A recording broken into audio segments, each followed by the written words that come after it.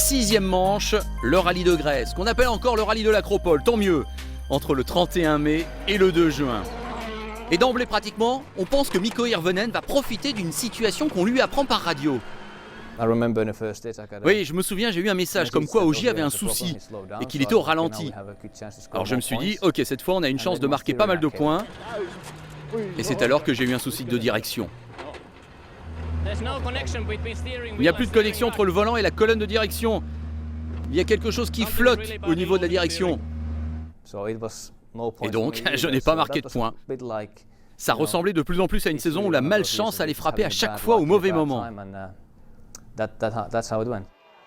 Hirvonen donc, out pour la victoire. Ogier est reparti, mais il ne se bat plus pour la victoire. Il terminera quand même 2e. Eh bien, c'est l'autre homme de chez Volkswagen, dont on n'a pas beaucoup parlé depuis le début de la saison, mais il est toujours là, Jari-Matti Latvala, qui renoue avec la victoire. Et c'est encore une victoire pour Volkswagen. Citroën n'a pas su profiter des problèmes d'Ogier.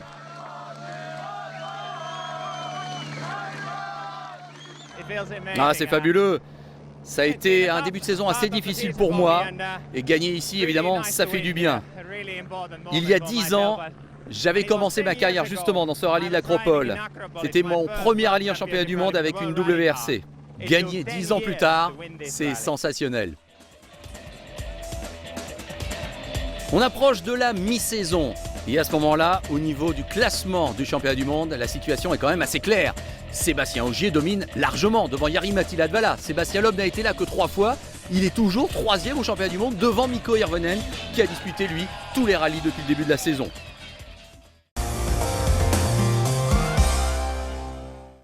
Avant de voir la suite de la saison, arrêtons-nous si vous le voulez bien chez M-Sport, la structure anglaise qui engage des Ford.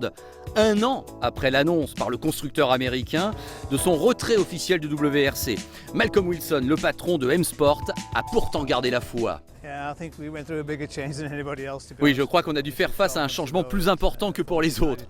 Évidemment, quand Ford a décidé il y a 12 mois de se retirer du WRC, cela nous a laissé dans une position très difficile.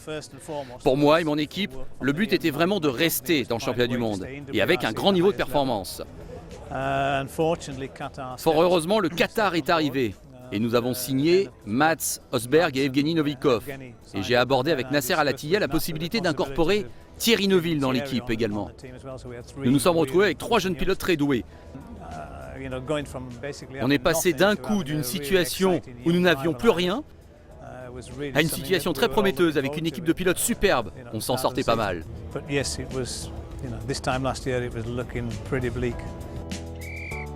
Alors, gros plan sur Mats Osberg, le Norvégien, annoncé comme le leader chez M-Sport.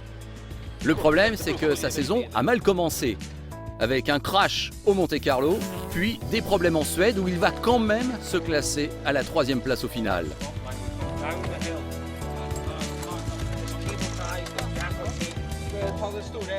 Troisième rendez-vous donc, et c'est à ce moment.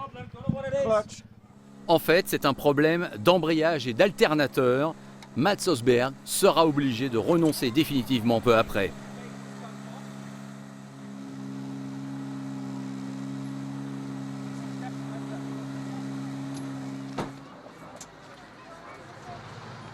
Oui, un début de saison plus que frustrant pour Mats Osberg.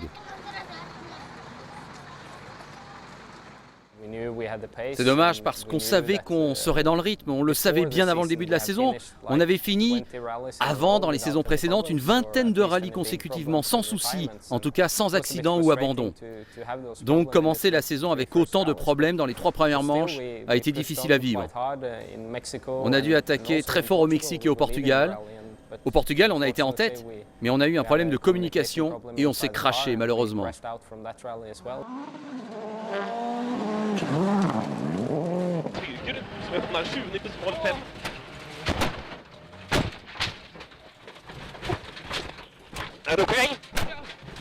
Voilà, terrible accident pour Mats Osberg. Des problèmes au Portugal donc, mais également en Grèce. Au début pourtant on ne s'est pas trop inquiété, on se disait qu'il y avait une raison à tout cela et qu'on pourrait rebondir au rallye suivant. On savait qu'on en avait la capacité.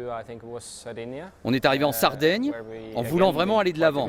Et ça allait bien, encore une fois, jusqu'à un nouveau problème de com dans la voiture et on a eu un accident. Ça faisait donc 2 gros accidents à la suite, sans compter l'Argentine où j'ai fait une erreur et heurté une pierre, ce qui a arraché la roue.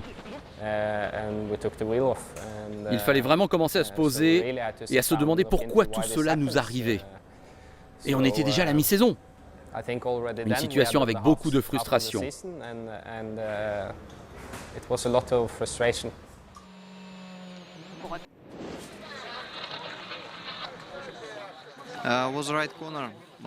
C'était un virage à droite qui se resserrait.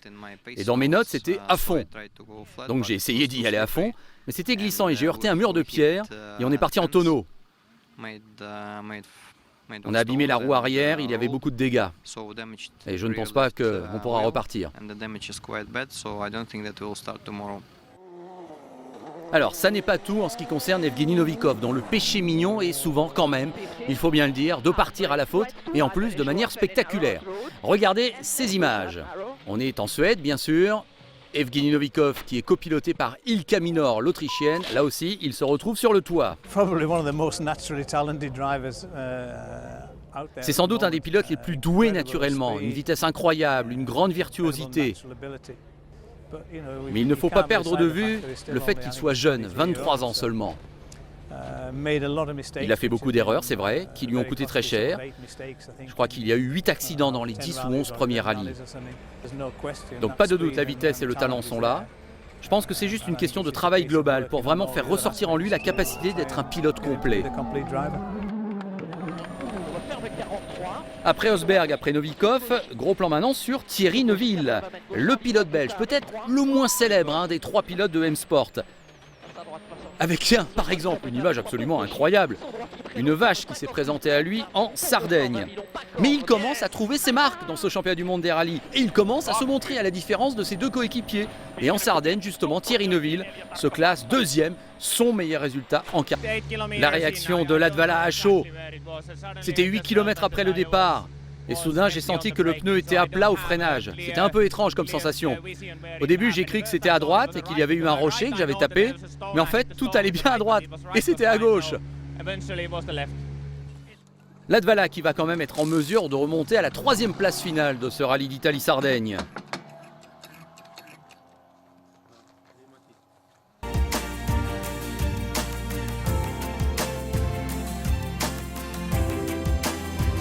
Fabuleuse image que c'est WRC qui décolle sur cette bosse.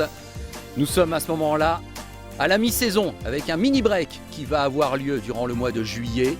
Sébastien Ogier, 64 points d'avance sur Latvala et Thierry Neuville qui apparaît dans le très haut du classement à la 3e place.